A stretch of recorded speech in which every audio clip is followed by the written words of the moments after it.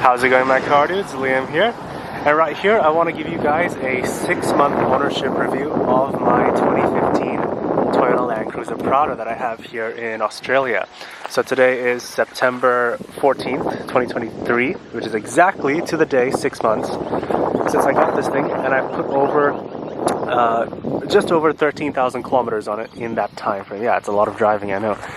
So here's how I'll structure this. I'll start off with the things that I dislike, moving on to the things that I do like. Then I'll show you guys anything that has like worn out or broken on it, and then I'll go over any mechanical issues that I have had with it. So starting off with the things that I dislike, we're gonna jump inside. Here's the key fob, for anyone wondering, that's how it's worn.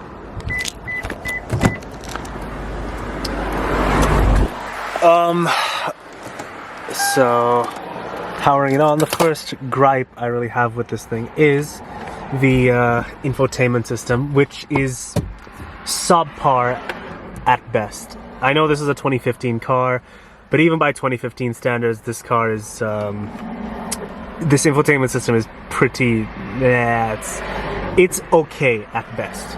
It's a bit laggy. You can see I just pushed the button and there you go, you saw the delay there.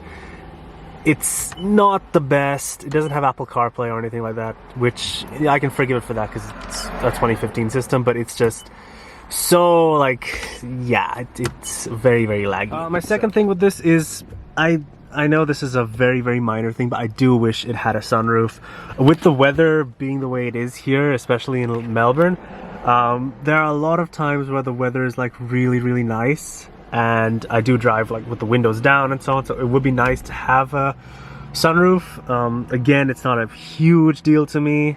The buttons would be right here, but you know, it's just something that would be nice. My third gripe with this thing is actually the brakes. Weirdly, there have been times where I don't know if they're like oversensitive or if they're I don't know how to describe it, but there have been times where I've been coming up to a set of traffic lights and the light has turned yellow and I want to stop, and I'm doing maybe say on a road with a 70 speed limit, I'm doing maybe 70, and if I brake fairly firmly, I can feel like the front tires like lock up, like very, very like momentarily they'll lock up, which is not a very nice feeling because it feels like the vehicle is like, it's like destabilized, and I don't really like it. So I mean, it happens to me fairly often. It's happened with my friends in the car, and they'll also tell you that, you know, it's like the brakes lock up or something like that. It's very weird. It's only if I like apply like hard pressure, not even an emergency stop. It's just like if I'm braking like relatively hard, that's something I have to look out for. I haven't experienced that in any other car, let alone SUV. My dad's Q7 doesn't do it, my Ranger doesn't do it, the 39 doesn't do it. So maybe it's just unique to this Prado or all Prados, I don't know, but yeah, that's something that... Gripe number 4 that I have with this, come to the back for this, it is a bit messy, excuse that. If I put the third row seats up, number one, they're not power, which, I mean, I can live with that, but there is actually no space behind these the third row, like no space. So if I'm taking 7 people, I can't take any of their luggage.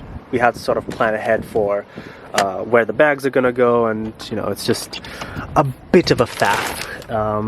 So compared to like something like my dad's Q7, you probably get maybe 3 times as much space behind the third row as you do in this.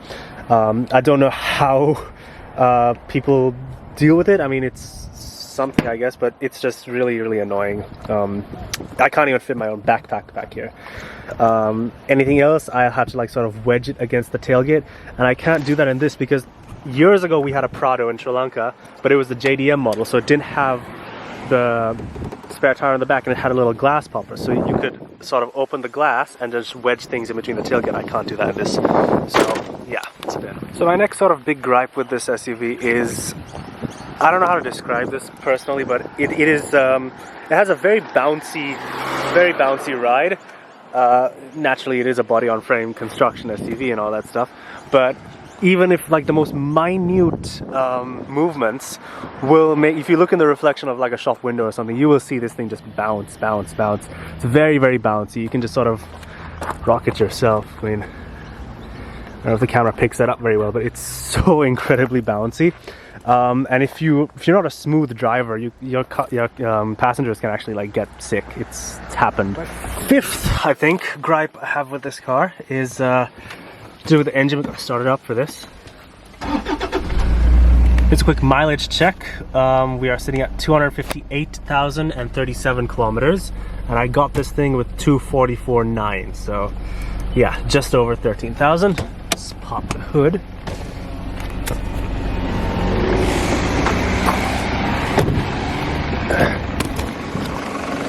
So my third, not third, I think it's like fifth thing that I dislike about this SUV is the engine, which is a bit contradictory because one of the things I really like about this SUV is the engine. So let me explain. So I guess I'll start off with what I dislike about this engine. This is the infamous 1KD 3-liter turbocharged diesel engine from Toyota. It's a great engine, but it is quite possibly the loudest, most clattery, rattly old diesel engine that I've ever like come across in my life. Especially when it's cold, but just coming out of winter. When it's cold, my god, this thing sounds so like it's straight up a tractor. Even you can tell, even at idle, it's very, very clattery. I mean, granted, it is an old engine. It came out in '98, I think, or 2000, something like that. So it came out a while ago. But it really like drives me crazy sometimes. It got so bad to a point where I straight up thought something was wrong with it. I sent it to the dealership and I was like, look, I think it's making a noise. Maybe it's just in my head, but you know, just have a look and see, please, for me, let's have a look. And they're like, yeah, sure, we'll have a look. I get a call 2 hours later. They're like, yeah, car's ready. There's nothing wrong with it. It's just how it sounds. So yeah, it's a very, very clattery, rattly old diesel engine. So that's where I dislike it. Now, what I do like about it is I actually think this is a great engine. I compare it a lot to the 2-liter bi-turbo engine that I have in my Ranger. Maybe that's a fair comparison, maybe it's not.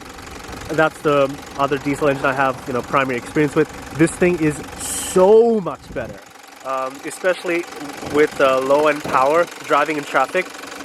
I just like put a little bit of throttle and this thing goes. Whereas on the Ranger, I have to rev the hell out of that thing. Mind you, that has double the gears, so it is often shifting for gears, or looking for gears constantly. But yeah, this engine is so much better down low. I never feel down on power. This has about, I think, 50, less horsepower than the Ranger, if I'm not mistaken. But this engine is absolutely phenomenal. It has so much down low. I never feel like, I'm struggling for power.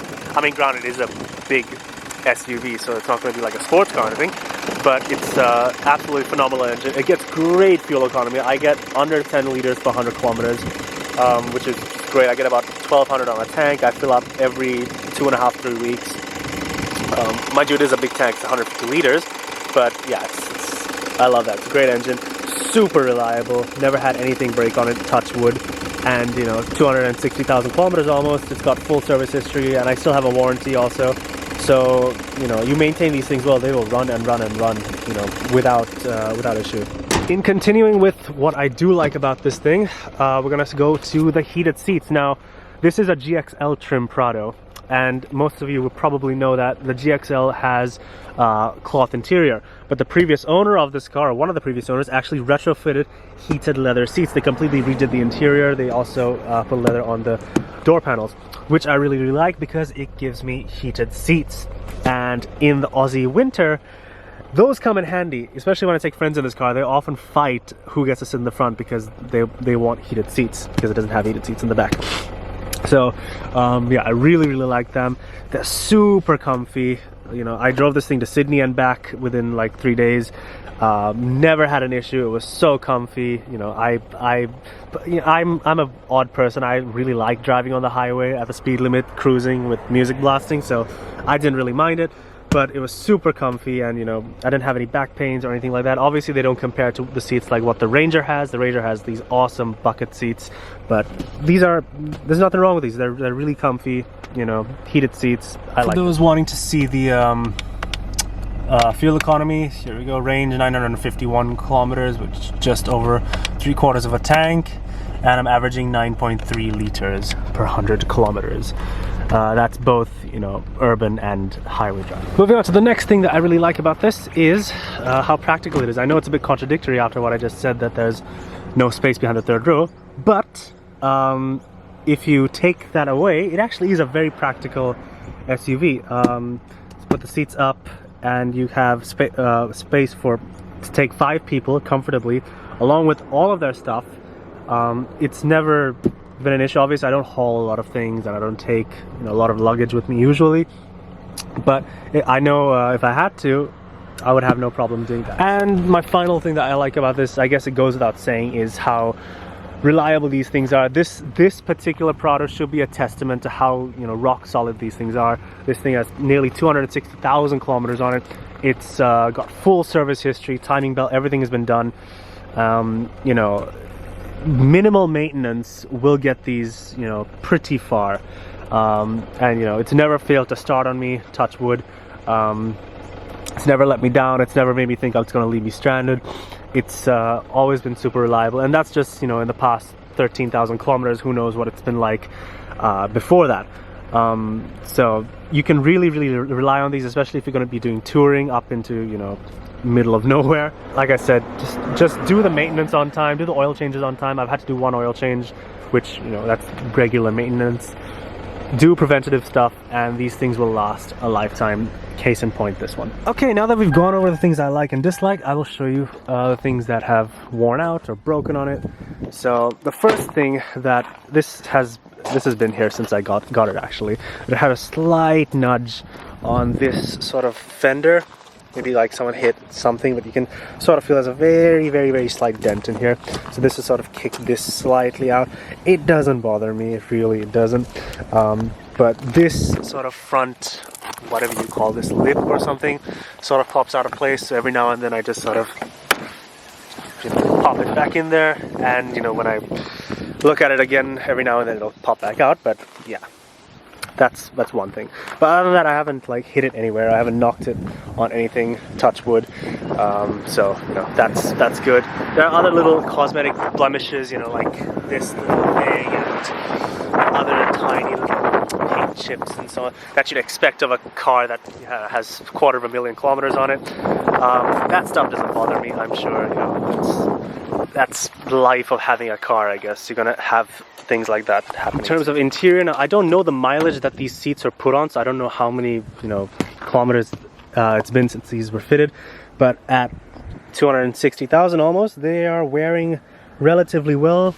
There's a little bit of a sort of slight rip there. I noticed that this happened after I got the car, so it wasn't there when I got it. But, you know, typical leather stuff, it's gonna have a little bit of wearing. Passenger side isn't as bad. We'll go have a look there. Passenger side is doing a lot better. Got my little octopus that I keep with me. The seats in general are just, they've held up really well. The next thing that has sort of broken, if you want to put it that way, this has been there since I got the car. This particular seat, there's a spring or something, I don't know what it is. There's something in this seat that is broken, and every time I get on the highway it rattles like crazy and it drives me insane. I cannot like stand it. So that's why I always keep the seats down, in case you haven't noticed that. Obviously, you know, I rarely take people with me. In the case I do take a third person, I'll put them up, but if it's just me or one other person, like, you know, I'll keep it down. It's fine, I'll take that. And then 1 or 2 more little things on the interior that I've broken. Well, not broken, they're kind of broken. Is the volume knob, actually. If you can sort of tell, it's sort of like pushed in, but it still works. It's just sort of pushed in, and it's kind of hard to push it to like mute. But you know, I anyways use the steering wheel controls, but it's, yeah, I really could not care less about that, unless it's someone who's like super finicky and really needs like something, really needs their car to be like showroom condition. This would not bother me at all. And I think that pretty much sums up everything I have to say about this thing. I hope this gives people an idea, anyone who's in the market for a 150 series Prado. I personally, side note, I personally was intentionally looking for the 1KD instead of the newer 1GD engine. I I've been around 1GDs before. I personally much prefer the 1KDs. I think they sound better. I think they are more reliable in the long term because they're more trusted engine, if you want to put it that way.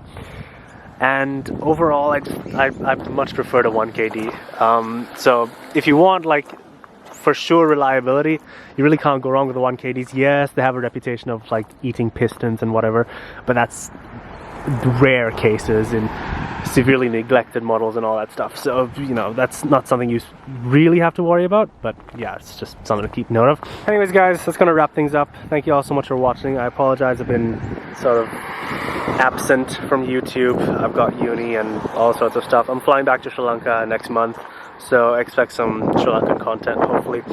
And yeah, thank you for watching, and I will see you guys in my next video. Drive safely till then.